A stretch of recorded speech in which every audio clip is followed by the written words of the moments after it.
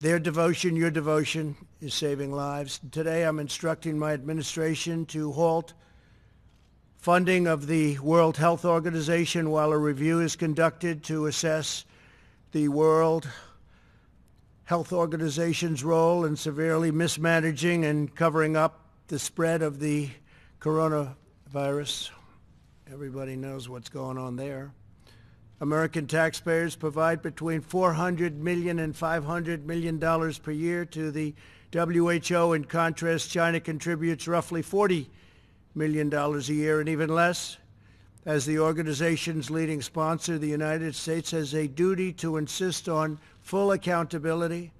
One of the most dangerous and costly decisions from the WHO was its disastrous decision to oppose travel restrictions from China and other nations. They were very much opposed to what we did.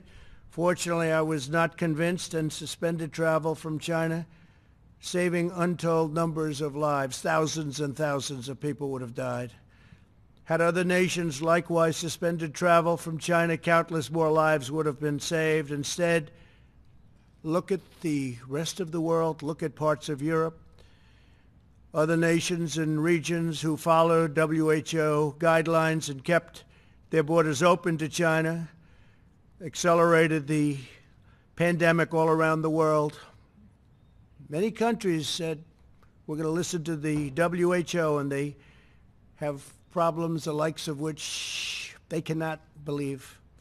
Nobody can believe. The decision of other major countries to keep travel open was one of the great tragedies and missed opportunities from the early days. The WHO's attack on travel restrictions put political correctness above life-saving measures. Travel bans work for the same reason that quarantines work. Pandemics depend on human-to-human transmission. Border control is fundamental to virus control. Since its establishment in 1948, the American people have generously supported the World Health Organization to provide better health outcomes for the world and, most importantly, to help prevent global health crises. With the outbreak of the COVID-19 pandemic, we have deep concerns whether America's generosity has been put to the best use possible. The reality is that the WHO failed to adequately obtain, vet, and share information in a timely and transparent fashion. The world depends on the WHO to work with countries to ensure that accurate information about international health threats is shared in a timely manner.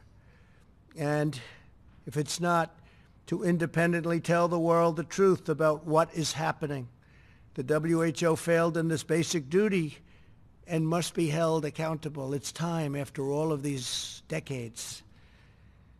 The WHO failed to investigate credible reports from sources in Wuhan that conflicted directly with the Chinese government's official accounts. There was credible information to suspect human-to-human transmission in December 2019, which should have spurred the WHO to investigate and investigate immediately. Through the middle of January, it parroted and publicly endorsed the idea that there was not human-to-human transmission happening, despite reports and clear evidence to the contrary. The delays the WHO experienced in declaring a public health emergency cost valuable time, tremendous amounts of time. More time was lost in the delay it took to get a team of international experts in to examine the outbreak, which we wanted to do, which they should have done. The inability of the WHO to obtain virus samples to this date has deprived the scientific community of essential data. New data that emerges across the world on a daily basis points to the unreliability of the initial reports, and the world received all sorts of false information about transmission and mortality. The silence of the WHO on the disappearance of scientific researchers and doctors, and on new restrictions on the sharing of research into the origins of COVID-19 in the country of origin is deeply concerning, especially when we put up by far the largest amount of money. Not even close. Had the WHO done its job to get medical experts into China to objectively assess the situation on the ground and to call out China's lack of transparency, the outbreak could have been contained at its source with very little death, and certainly very little death by comparison. This would have saved thousands of lives and avoided worldwide economic damage. Instead, the WHO willingly took China's assurances to face value, and they took it just at face value, and defended the actions of the Chinese government, even praising China for its so-called transparency. I don't think so.